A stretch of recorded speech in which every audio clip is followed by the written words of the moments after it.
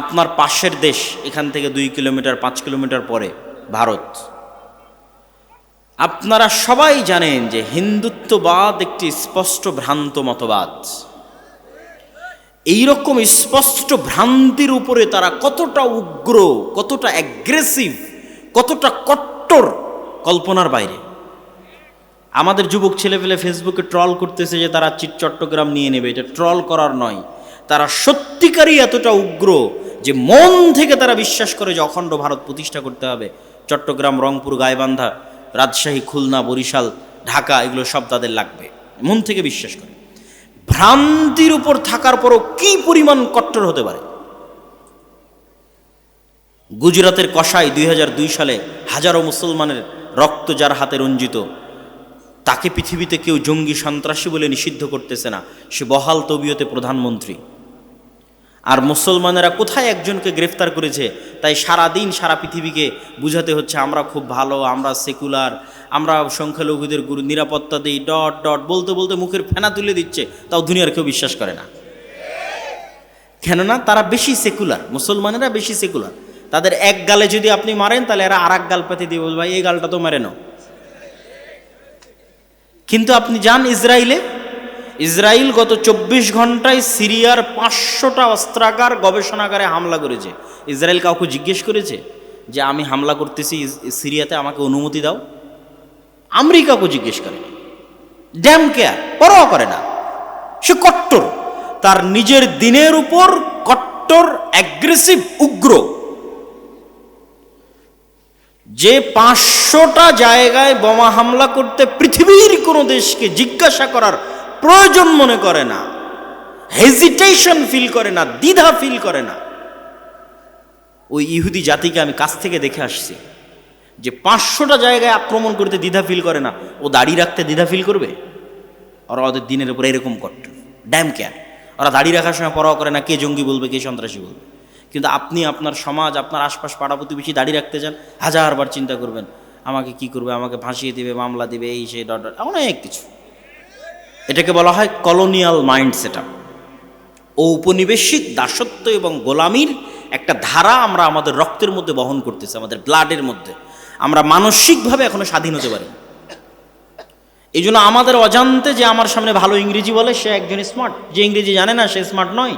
আমাদের অজান্তে যে প্যান্ট শার্ট পরে সে স্মার্ট, যে পাঞ্জাবি দাড়ি টুপি পরে সে স্মার্ট নয়। কিন্তু আপনি ইংল্যান্ড থেকে বের হয়ে স্পেন যান, ইতালি যান, ফ্রান্স যান, বিমানবন্দরে পর্যন্ত ইংরেজি নাই। বিমানবন্দরে পর্যন্ত ইংরেজি নাই। মানে কেন?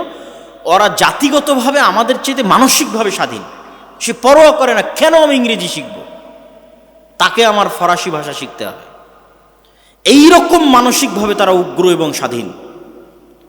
তাহলে আপনার পার্শ্ববর্তী দেশ তার দিনের উপর কট্টর, উগ্র এবং অ্যাগ্রেসিভ এবং ড্যাম কেয়ার, পরোয়া করে না। তারপরে ইসরায়েল তার নিজের দিনের উপর কট্টর, অ্যাগ্রেসিভ, পৃথিবীর কাউকে পরোয়া করে না। অসংখ্য খ্রিস্টান কান্ট্রি, তাদের ওই সমস্ত দল ক্ষমতায় আসতেছে যারা ডানপন্থী কট্টর। তাহলে এত এত কট্টরের মধ্যে আপনি সেকুলার হয়ে বাঁচতে পারবেন না।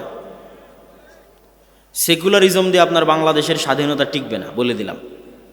কেননা আপনাকে শুধু কম্প্রোমাইজই করতে হবে, আপনাকে কেউ বিশ্বাস করবে না। আপনিও যদি বাঁচতে চান, বাংলাদেশের স্বাধীনতাকে রক্ষা করতে চান, আপনাকেও আপনার দিনের উপর ড্যাম কেয়ার হতে হবে। আমি আল্লাহর নবীর সুন্নাতের অনুসরণ করি, কোরআন এবং হাদিসের আইন বাংলাদেশে বাস্তবায়ন করি, কার কি করার আছে করে নাও। যখন এরকম ড্যাম কেয়ার হবেন, বাংলাদেশ স্বাধীন, একদিনে স্বাধীন, 24 ঘন্টায় স্বাধীন। এবং এই স্বাধীনতা চিরস্থায়ী, স্থায়ী স্বাধীনতা।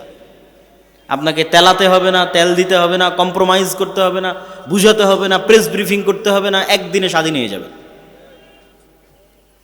এবং আপনারাও যদি আপনাদের ব্যক্তি জীবনে প্র্যাকটিস করেন, ইহুদিদের দেখে শিখেন, তারা অভিশপ্ত। আল্লাহ সুবহানাহু ওয়া তাআলা বলেছেন তারা অভিশপ্ত। কোরআন মাজিদে আল্লাহ বলেছেন গায়রিল মাগদুবি আলাইহিম ওয়ালাদ-দালিন, এই ইহুদিরা অভিশপ্ত। কিন্তু আপনি ভয়ঙ্করভাবে আশ্চর্য হবেন, তারা একটা অভিশপ্ত জাতি হওয়ার পরেও সারা পৃথিবীর মানুষকে ইহুদিরা শিখালো ছেলে হোক মেয়ে হোক দুটি সন্তানই যথেষ্ট।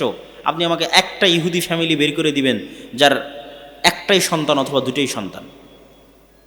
প্রত্যেকটা ইহুদি ফ্যামিলির 4টা 5টা 6টা 7টা করে সন্তান। এই জন্য ছোট যে কারগুলো আছে কারগুলো তারা ইউজ করে না, তাদের জন্য বড় হাইস গাড়ি নহা, যেটাতে 7-8টা সিট আছে সেই গাড়ি লাগবে, কেননা ফুল ফ্যামিলি যেতে হলে ওই ছোট কারে তো হবে না, এই জন্য বড় গাড়ি বেশি ইউজ করে। সারা পৃথিবীতে ইহুদিরা এই সুদি কারবার প্রচলন করে রেখেছে। কোনো ইহুদির সাথে সুদি লেনদেন করে না, অথচ সারা পৃথিবীর সুদি কারবারের কন্ট্রোল তাদের হাতে, কিন্তু ওরা নিজেরা কখনো সুদি কারবার লেনদেন করে না। সারা পৃথিবীতে LGBTQ সমকামিতার মতো ভয়ঙ্কর অপরাধ গুনাহ শিখানোর জন্য কোটি কোটি টাকা তারা ব্যয় করতেছে, কিন্তু প্রত্যেকটা ইহুদি স্কুলে LGBTQ নিষিদ্ধ, এবং সেটা পরোয়া করে না যে এটা আমি নিষিদ্ধ করে রেখেছি তো কে আমাকে কি বলবে, এটা পরোয়া করে না। সম্মানিত উপস্থিতি, এই জন্য ওদের কাছে অনেক কিছু আপনার শিখার আছে যে নিজের দিনের উপর কি পরিমাণ কট্টর হতে হয়। আপনি বাংলাদেশ থেকে বের হয়ে আর একটা খ্রিস্টানের সাথে ঘুরলে আপনি চুল পরিমাণ ধাক্কা খাবেন না। আপনি দেখবেন যে ওই খ্রিস্টান 6 দিন 5 দিন কাজ করে যা টাকা ইনকাম করছে গার্লফ্রেন্ডের পিছনে, পাবে জুয়ায়, বারে মদে, উইকেন্ডে সাপ্তাহিক ছুটিতে শেষ করে দিচ্ছে। ফলত আপনার কাছে মনে হবে এটাই দুনিয়া, কিন্তু যখন আপনি একটা ইহুদির কাছে যাবেন, ইহুদির সাথে উঠা বসা করবেন, আপনি আশ্চর্য হবেন। আপনার হালালের চাইতে ওর হালাল খাওয়ার রেস্ট্রিকশন বেশি কঠিন। মদ শুকুর খাওয়া তো বহু দূরের কথা, ওর রেস্ট্রিকশনের জ্বালাতে আপনি টিকতে পারবেন না। আপনি বলবেন বাবারে আমরা কত বাছাই করি, তার চাইতে দেখি এরা আরও বেশি বাছাই করে। কি পরিমাণ কট্টর তাদের দিনের উপর। এমন কোনো রেস্টুরেন্ট নাই যে রেস্টুরেন্টে একজন হুজুরকে নিয়োগ দেওয়া নাই, যেই হুজুরের কোনো কাজ নাই, ওই ইহুদি রাবাইর কোনো কাজ নাই, একটাই কাজ হালাল পদ্ধতিতে হচ্ছে কিনা সেটা দেখবে। আপনাদের বালিয়াডাঙ্গি বাজারে যতগুলো রেস্টুরেন্ট আছে মনে করেন প্রত্যেকটা রেস্টুরেন্ট মালিক একটা করে হুজুরকে চাকরি দিয়ে রেখেছে। হুজুরের কি কাজ? শুধু দেখবে যে রেস্টুরেন্টের রান্না কিভাবে হচ্ছে, হালাল অনুযায়ী হচ্ছে, ব্যাস। প্রত্যেকটা ইহুদি রেস্টুরেন্টে একজন করে রাবাই আছে। ডিমটা ভেঙে দিবে রাবাই, গরু মহিষ মুরগি জবাই করে দিবে রাবাই। পুরো নিয়ম কানুন ইহুদি ধর্ম অনুযায়ী পরিচালিত হচ্ছে কিনা তা দেখবে। কি পরিমাণ কট্টর হতে পারে তাদের দিনের উপর। ওদের 90 জন দাড়ি রাখে, আপনাদের কয়জন দাড়ি রাখে? কেন আপনারা দাড়ি রাখার বিষয়ে হেজিটেশন ফিল করেন, আপনারা দ্বিধায় ভোগেন, আপনার দিনের উপর আপনার কট্টরতা নাই, আপনার বিশ্বাস নাই, কিন্তু সে ড্যাম কেয়ার, সে পরোয়া করে না। আপনার পার্শ্ববর্তী দেশ হিন্দু, সে পরোয়া করে না, তার কপালে সিঁদুর দিবে, হাতে বালা দিবে, আরেকজন মুসলমানকে জোর করে বলাবে যে বল জয় শ্রীরাম, পরোয়া করে না, ড্যাম কেয়ার। কিন্তু আপনি কেন ভীতু কাপুরুষ, কেন আপনি হেজিটেশন ফিল করেন আপনার দিনের উপর? আপনি যতদিন হেজিটেশন ফিল করবেন গোলাম থাকবেন। কট্টর হন যে আমার দিনের জন্য আমি জীবন দিয়ে দেবো, যা করার করো। একদিনে স্বাধীন, আজীবনের গোলামি থেকে একদিনে স্বাধীন। এটা গেল 1 নাম্বার, যে আমাদেরকে আমাদের দিনের উপর, আমাদের আল্লাহর নবীর সুন্নাতের উপর, আল্লাহ সুবহানাহু ওয়া তাআলার বিধানের উপর উইদাউট এনি কম্প্রোমাইজ কট্টর হতে হবে। কোনো প্রকার ছাড় মিউ ছাড়া কট্টর হতে হবে। এটা আমার দিন, আমি এটা মানবো, এটা আমি চাই। আপনি স্বাধীন হয়ে যাবেন। তারপরে আমাদের করণীয় কি? তারপরে আমাদের করণীয় হচ্ছে আমাদের যুবক সমাজ, আমাদের ছেলে মেয়েরা, তাদের যুবক সমাজ এবং তাদের ছেলে মেয়েদের চেয়ে পিছিয়ে আছে নেশা, মাদকতা, ডিভাইস আসক্তি, mobile, TikTok, Facebook, reels, video game, free fire, PUBG, মদ, জুয়া, বিড়ি, সিগারেট, গাঞ্জা। এগুলোর মধ্যে আমাদের যুবক এবং ছাত্র সমাজ তাদের চারিত্রিক এবং নৈতিক পদস্খলন ঘটিয়ে ফেলেছে। ফলত তাদের প্রোডাক্টিভিটি নাই। মানুষও একটা মেশিন, এই মেশিনের একটা কাজ আছে, তাকে উৎপাদন করতে হবে। আপনারা যারা গার্মেন্টসে কাজ করেন, সেখানে উৎপাদন হয়, কতটা কাপড় তৈরি হলো গণনা করা হয়। আপনি একটা মেশিন, আপনি কি উৎপাদন করছেন? আমাদের যুবক সমাজ কি উৎপাদন করছে? সে তো শুধু সময় নষ্ট করছে। কিন্তু ওই সমস্ত দেশের যাদেরকে আমরা রোজ সকাল সন্ধ্যা গালি দিচ্ছি, গালি দিয়ে লাভ নাই, তারা তাদের সময়কে নষ্ট করে না, তারা তাদের সময়কে কাজে লাগায়, তারা প্রোডাক্টিভ। আর আল্লাহ সুবহানাহু ওয়া তাআলা পৃথিবীকে যেই সিস্টেমে ডেভেলপ করেছেন, ওই সিস্টেমে যদি একটা হিন্দুও চলে, একটা ইহুদিও চলে, আল্লাহ বাধা দিবেন না, ওই সিস্টেম অনুযায়ী তার কাজ হবে। এই কথাটা মনে হয় বুঝলেন না। আল্লাহ পৃথিবীতে সিস্টেম তৈরি করেছে, আগুন জ্বালায়। আগুন কি করে? ছুরি কাটে। তো এখন একজন যদি আর একজনের উপর ছুরি কাটে, তো 99% সময় আল্লাহ সুবহানাহু ওয়া তাআলা দেখবেন না কাকে কাটছে। অন্যায় ছুরিকে আল্লাহ কাটার কাজ দিয়ে, যেভাবে আল্লাহ পৃথিবী ডেভেলপ করেছে, আর একজন কাটছে, কেটে যাবে। ওই অনেক স্বল্প সময় ইতিহাসে এক একটা দেখানোর জন্য ইব্রাহিম আলাইহিস সালাতু ওয়াস সালামকে আগুনে ফেলে দেওয়া হয়েছে, জ্বলেনি। এক একটা দেখানোর জন্য, আল্লাহর ক্ষমতা, মুজিজা দেখানোর জন্য। কিন্তু আসলে আপনি মুমিনকে ফেলেন, মুসলিমকে ফেলেন, তাহাজ্জুদ গুজারকে ফেলেন, আল্লাহ পৃথিবী ডেভেলপ করেছে এইভাবে যে আগুনে ফেললে আগুন জ্বালিয়ে দিবে। কাকে ফেললো এটা দেখার বিষয় নয়, আগুনে ফেললে জ্বলবে। তো আল্লাহ সুবহানাহু ওয়া তাআলা পৃথিবী ডেভেলপ করেছে যে জ্ঞানে, বিজ্ঞানে, প্রযুক্তিতে যত বেশি এগিয়ে যাবে, পৃথিবীতে ক্ষমতা তার থাকবে। তো এখন জ্ঞানে খ্রিস্টান আগিয়ে গেল কি মুসলমান আগিয়ে গেল, আল্লাহ সুবহানাহু ওয়া তাআলা ওটা দেখবেন না। পরিশ্রম করে জ্ঞানে ইহুদি আগিয়ে গেছে, পৃথিবী ওদের। পরিশ্রম করে জ্ঞানে আমেরিকা এগিয়ে গেছে, পৃথিবী ওদের। মুসলমানের সন্তান পরিশ্রম করে না, মদ জুয়া আড্ডা নিয়ে ব্যস্ত থাকে, তোরা গোলাম।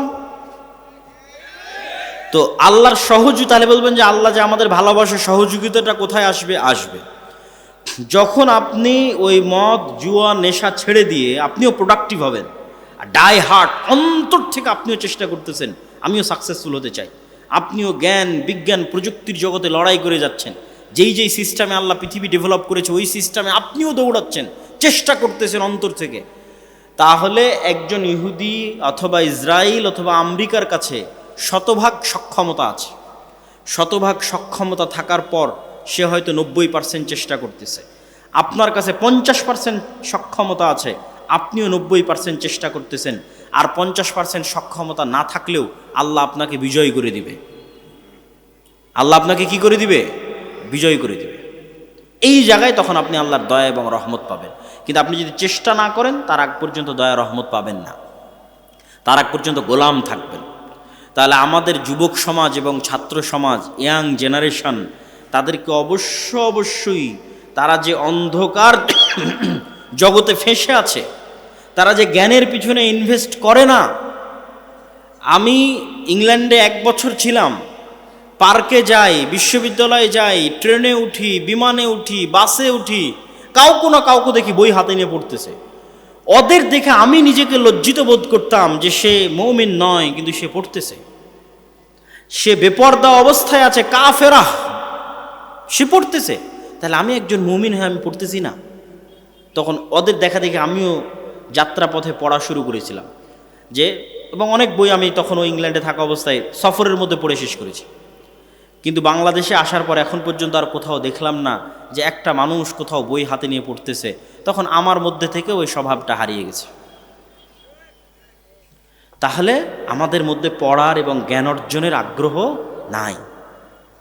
আমাদের সাধারণ সেকুলার ছাত্র জনতা তো বহুদূরে থাক, ইসলামপন্থী মানুষজন তাদের সময় নষ্ট করে পারস্পরিক হিংসা বিদ্বেষ, গুতাগুতি, মারামারি, ঠেলাঠেলি, গীবত, পরনিন্দায়। যারা ইসলাম নিয়ে আলোচনা করে তারাও 2 জন যখন একত্রিত হয়, কোরআনের একটা আয়াত নিয়ে আলোচনা কর, কোরআনের হাদিসের একটা, বুখারী শরীফের একটা হাদিস নিয়ে আলোচনা কর, দিনের একটা বিষয় নিয়ে আলোচনা কর না। কোন হুজুর কোন বক্তায় কি বলল, কে কোথায় ফেসবুকে কি কমেন্ট করেছে, কার বিরুদ্ধে কে লাগলো, এক জায়গায় একত্রিত হলে সেগুলো নিয়ে গল্প শুরু হয়ে গেল। সময় নষ্ট, প্রোডাক্টিভিটি নষ্ট। অতএব হে যুবক সমাজ, হে ছাত্র ভাইয়েরা, আমরা যদি আমাদের সময়কে সঠিকভাবে কাজে না লাগাই, জ্ঞান অর্জন না করি, তাহলে আমরা কখনোই পৃথিবীতে আর 10টা জাতির সাথে পাল্লা দিয়ে স্বাধীন হতে পারবো না। গোলাম থাকতে হবে, গোলাম আছি, গোলাম থাকতে হবে। আমি চেষ্টা না করলে আল্লাহ রাস্তা দেখাবে না। অতএব আমাদের জাতির মুক্তির জন্য কাউকে না দেখে হলে অন্তত আপনার পাশে যারা আছে তাদের দেখে শিখেন। হিন্দুদেরকে দেখে শিখেন, আপনারা তাদের নিয়ে কত হাসি ঠাট্টা করেন, কত মজাক করেন, অথচ পৃথিবীর দ্বিতীয় সিলিকন ভ্যালি হিন্দুরা বেঙ্গলোরে বানায়ছে। আমেরিকাতে একটা সিলিকন ভ্যালি আছে, জ্ঞান বিজ্ঞান প্রযুক্তির সেন্টার, দ্বিতীয়টা হিন্দুরা বানিয়েছে বেঙ্গলোরে, পড়াশোনা করে, জ্ঞান অর্জন করে। অতএব তাদের কিনে ট্রোল করে হাসি ঠাট্টা করে লাভ নেই। আপনারা পড়েন, শিখেন, জ্ঞান অর্জন করেন, টেক্কা দেন পৃথিবীর সাথে, না হলে আমাদেরকে গোলাম থাকতেই হবে। আমি আমার বক্তব্যের সারমর্ম করতে চাই। শুরুতে কি বলেছিলাম মনে আছে? সব হয়তো ভুলে গেছেন। শুরুতে বলেছিলাম যে আজকে এখনই 2 বছরের মধ্যে 1 বছরের মধ্যে ভোট করে ক্ষমতায় যেতে হবে, এই চিন্তা বাদ দিয়ে চিন্তা করতে হবে 100 বছর পর ইসলাম বাংলাদেশের ক্ষমতায় আসবে কোনো কম্প্রোমাইজ ছাড়া এবং স্থায়ীভাবে। তার জন্য কি করা লাগবে সেটা করেন। 100 বছর পর ইসলাম বাংলাদেশের ক্ষমতায় আসবে উইদাউট এনি কম্প্রোমাইজ এবং স্থায়ীভাবে। তার জন্য কি করা লাগবে? তার জন্য শক্তিশালী প্রতিষ্ঠান লাগবে, শক্তিশালী মিডিয়া লাগবে, শক্তিশালী অর্থনৈতিক প্রতিষ্ঠান লাগবে। সেগুলো প্রতিষ্ঠা করার পিছনে আমাদের সময় এবং শ্রম দিতে হবে। তারপরে কি তুলে ধরেছি? তারপরে আপনাদের সামনে তুলে ধরেছি যে আমাদের ব্যক্তিগত সামাজিক জীবনে ন্যায়পরায়ণতা যদি না থাকে, আমরা কখনোই আল্লাহর দয়ায় ক্ষমতায় যেতে পারবো না। অতএব আমাদের ব্যক্তিগত জীবনে কি লাগবে? ন্যায়পরায়ণতা লাগবে। এবং ন্যায়পরায়ণতার উদাহরণ দিতে গিয়ে বলেছি, আমরা আমাদের স্ত্রীদের সাথেও ন্যায়পরায়ণ নই। আপনি জিজ্ঞেস করেন আপনি আপনার স্ত্রীর সাথে ন্যায়পরায়ণ কিনা।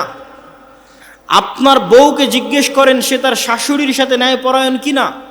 শাশুড়িকে জিজ্ঞেস করেন সে তার বৌমার সাথে ন্যায়পরায়ণ কিনা। সমাজে যত অশান্তি, ফিতনা এবং ফাসাদ বিরাজ করছে তার প্রত্যেকটা কারণ হচ্ছে ন্যায়পরায়ণতা না থাকা।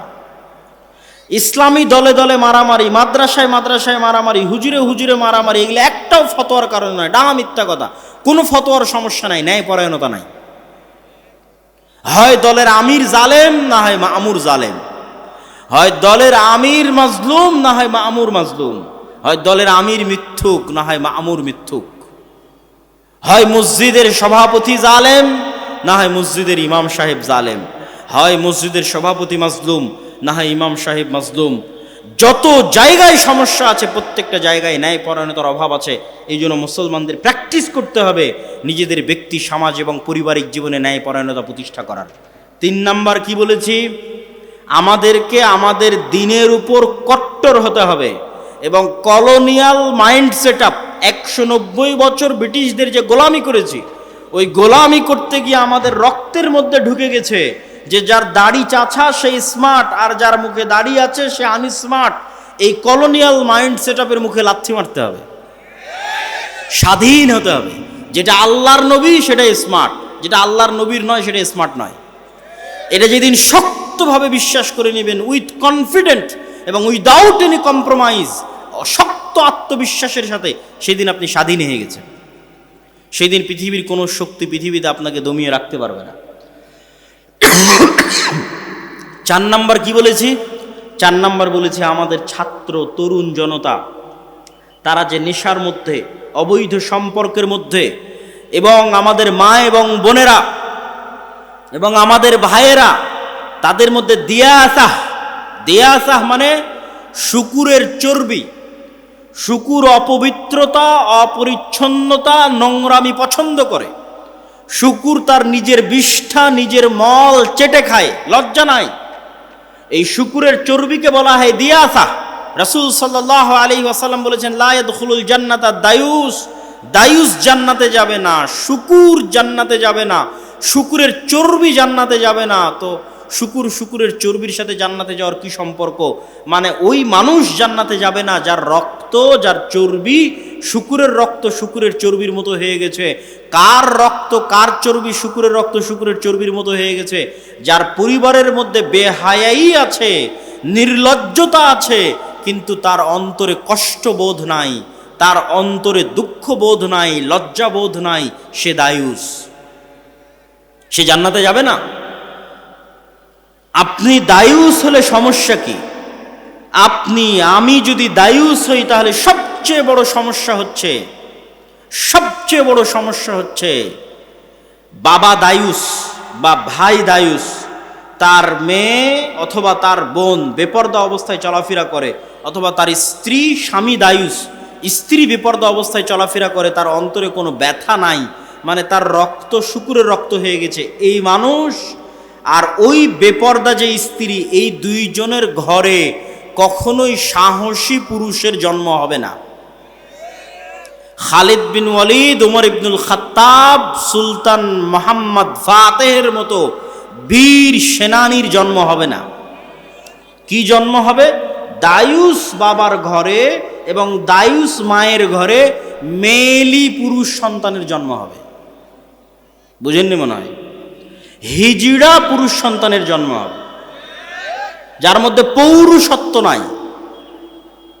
পৌরুষত্ব মানে শুধু পুরুষ হওয়া নয়, পৌরুষত্ব মানে সেই সাহসিকতা, সে আত্মমর্যাদা, সে আত্মসম্মান, সেই ব্যক্তিত্ব, সেই পার্সোনালিটি।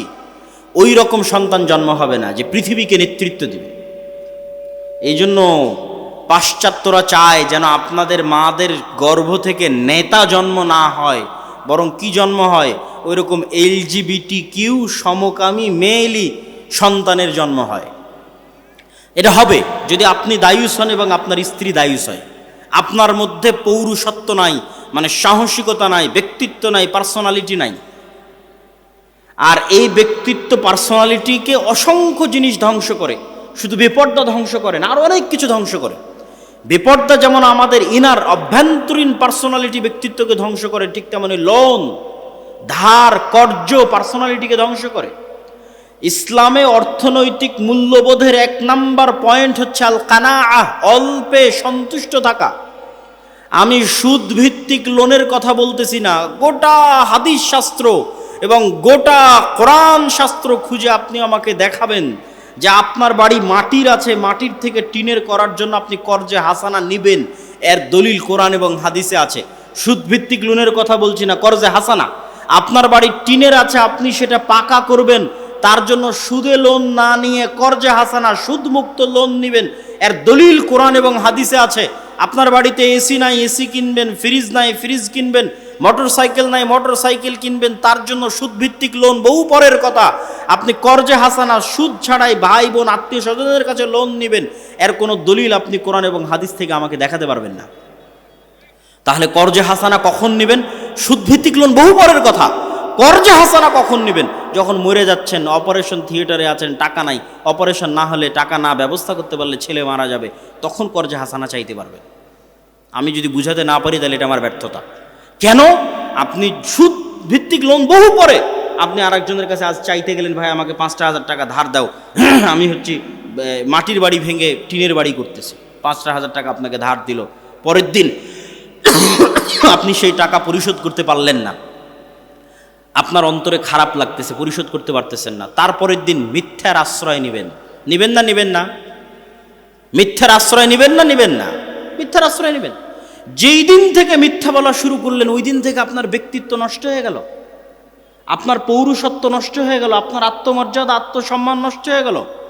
আপনি এখন আর পূর্ণ মুসলিম থাকতে পারবেন না, আপনি বিক্রি হয়ে গেছেন, মুনাফিক হয়ে গেছেন। পরের দিন আপনার ছেলেকে মিথ্যা বলা শিখাবেন, তারপরের দিন আপনার বউকে মিথ্যা বলা শিখাবেন, পুরো পরিবার মিলে বেহায়া হয়ে যাবে, পুরো পরিবার মিলে আত্মমর্যাদাহীন, ব্যক্তিত্বহীন, থার্ড ক্লাস পরিবারে পরিণত হয়ে যাবে। সুতরাং ওই পরিবার থেকে বীর মুজাহিদের জন্ম হবে না, বীর সাহসী পুরুষের জন্ম হবে না। কেন? মিথ্যার আশ্রয় নিচ্ছে পুরো ফ্যামিলি। এই জন্য আল্লাহ নবী বলেছে, খবরদার তোমরা ধার, কর্জ, লোনের ধারে কাছে যেও না। সুদ ভিত্তিক তো বহু পরে, আমি কর্জে হাসানার কথা বলতেছি, এখন যেই কথাগুলো বলতেছি এগুলো কর্জে হাসানা, সুদ ছাড়া। সুদ সহ নেওয়া আরো পরে, সুদ ছাড়াই আপনি কর্জ নেবেন কখন? যখন মরে যাচ্ছেন তখন, তাছাড়া নয়। তাহলে কি থাকবে? আপনার আত্মমর্যাদা, মাথা উঁচু থাকবে, আত্মসম্মান উঁচু থাকবে, আপনার সন্তান আত্মমর্যাদা সম্পন্ন হবে, ব্যক্তিত্ব সম্পন্ন হবে, সাহসী হবে, কোনোদিন কোথাও মাথা নিচু করবে না, অন্যায়ের বিরুদ্ধে রুখে দাঁড়াবে, বীর সেনানী হবে, বীর সেনাপতি হবে, নেতা হবে, পৃথিবীকে নেতৃত্ব দিবে। সম্মানিত উপস্থিতি, আল্লাহ সুবহানাহু ওয়া তাআলা আমাদের এই ছোট্ট সংক্ষিপ্ত আলোচনাকে গুরুত্ব সহকারে মানার তৌফিক দান করুক, আল্লাহুম্মা আমিন। আপনাদের আল জামিয়া সালাফিয়া দিনাজপুর নাম শুনেছেন? অত্র রংপুর অঞ্চলের বৃহত্তম দ্বীনী শিক্ষা প্রতিষ্ঠান, এরিয়ার দিক থেকে, ছাত্রের দিক থেকে, শিক্ষকের মানের দিক থেকে। এই অঞ্চলের জন্য এটা নেয়ামত। আপনাদেরকে এই নেয়ামতকে মূল্যায়ন করা উচিত, শুকরিয়া আদায় করা উচিত। আর শুকরিয়া আদায় করবেন কিভাবে? কয়েকভাবে। সন্তানকে ভর্তি করাতে পারেন, জামিয়া সালাফিয়ার মাসিক আল ইতিসাম নিতে পারেন, জামিয়া সালাফিয়ার সালাফি কনফারেন্সে যেতে পারেন, এখান থেকে যান আপনারা সালাফি কনফারেন্সে দিনাজপুরের। এইবারের সালাফি কনফারেন্স কয় তারিখে আছে কে বলতে পারবেন? আপনারা তো খবরই রাখেন না, তাহলে কেমনে হবে? যে 30 এবং 31 জানুয়ারি আল জামিয়া সালাফিয়া দিনাজপুরের সালাফি কনফারেন্স। দেশ এবং বিদেশের বড় বড় বক্তাগণ 2 দিন ব্যাপী থাকবেন। আপনারা সেখানে জনগণ সহ বাস সহ উপস্থিত হওয়ার চেষ্টা করবেন। মাসিক আল ইতিসামের কোনো এজেন্ট আছে আপনাদের এলাকায়? এই পুরো অনুষ্ঠানের মধ্যে কেউ আছে মাসিক আল ইতিসামের এজেন্ট? যদি না থেকে থাকে আমি উদাত্ত আহ্বান জানাবো, যারা আজকের প্রোগ্রাম আয়োজন করেছেন, যারা আজকের অনুষ্ঠান আয়োজন করেছেন, আপনারা যদি মনে করেন যে সত্যিকার ভালোবাসা জামিয়া সালাফিয়ার সাথে আল্লাহর সন্তুষ্টির জন্য, দুনিয়াবি কোনো স্বার্থে নয়, আজকে আমি একদিনের জন্য আপনার কাছে এসেছি, প্রতি মাসে আমি আপনার কাছে আসবো, আমার লেখা আপনার কাছে আসবে। গত মাসের সম্পাদকীয় পড়ে দেখেন, তার আগের মাসের সম্পাদকীয় পড়ে দেখেন, এই মাসের যে সম্পাদকীয় আসতেছে জানুয়ারির সংখ্যায় সেটা পড়ে দেখেন। জানুয়ারি সংখ্যার সম্পাদকীয় সিরিয়ার ওপর লেখা আছে। আজকে সিরিয়ার ওপর কোনো আলোচনাই করিনি। প্রতি মাসে আমাদের মেসেজ, আমাদের বক্তব্য আপনার কাছে চলে আসবে। স্থায়ী সম্পর্ক, এই স্থায়ী সম্পর্কগুলোকে গুরুত্ব দিবেন। দাওয়া ইলাল্লাহর মক্তব পরিচালিত হচ্ছে। 400টার মতো মক্তবের মধ্যে জাতীয় মক্তব প্রতিযোগিতা আয়োজন হয়েছে। এই সকল মক্তবের শিক্ষকদের যাতায়াত খরচ দিয়ে জামিয়া সালাফিয়া ডাঙ্গিপাড়াতে আমরা প্রশিক্ষণ দিয়েছি, সিলেবাস দিয়েছি। তাহলে এই মক্তবগুলোর মতো যদি আপনারা আপনাদের মক্তব পরিচালিত না করেন, এত সুযোগ সুবিধা দেওয়ার পরও, তাহলে দায়ী আমরা না, আপনারা। আপনার ইমাম আমার জামিয়া সালাফি থেকে ট্রেনিং দিবে, এর জন্য টাকা লাগবে না, আমি যাতায়াত খরচ দিব। ওখানে থাকা থেকে খেয়ে ট্রেনিং নিবে, তার থাকা খাওয়া খরচ আমি দিব। কেন আপনারা আপনাদের মক্তবের ইমামদের পাঠাচ্ছেন না? যারা জালসার আয়োজন করেছেন, তারা যাদের সাথে যোগাযোগ করছেন আমাদের অফিসে, তাদের সাথে যোগাযোগ করে অবশ্যই জরুরি ভিত্তিতে আপনাদের আশেপাশের মক্তবের শিক্ষকদের রাজশাহীতে ট্রেনিংয়ে পাঠান। দেখবেন ট্রেনিং নিয়ে আসার পরে গ্রাম পরিবর্তন হয়ে গেছে, গ্রামের ছোট ছোট বাচ্চাদের দিন শিক্ষা পরিবর্তন হয়ে গেছে। আমরা যদি ওই ছোটো বাচ্চাদের অন্তরে দিনের জ্ঞান না দিতে পারি, তাহলে এই একদিনের 1 ঘন্টার বক্তব্যে আমি আপনাকে পূর্ণ দিন শিখাতে পারবো না। কোথায় আজ বছরে 3, 4, 5 বছরে এখানে একবার আসলাম, কিন্তু আমি অল টাইম আপনার গ্রামে থাকবো। আমার সিলেবাস অনুযায়ী আপনার বক্তব্যটা চালান। আপনার শিক্ষককে আমাদের জামিয়া সালাফি থেকে ট্রেনিং দিয়ে নিয়ে আসেন, তাহলে আমি আব্দুল্লাহ 24 ঘন্টা আপনার গ্রামে আছি, আপনার ছেলেদের সাথে আছে, আপনার সন্তানদের সাথে আছে। মাসিক আল ইতিসামের এজেন্ট হন, আমরা প্রতি মাসে আপনাদের কাছে চলে আসতেছি। সম্মানিত উপস্থিতি,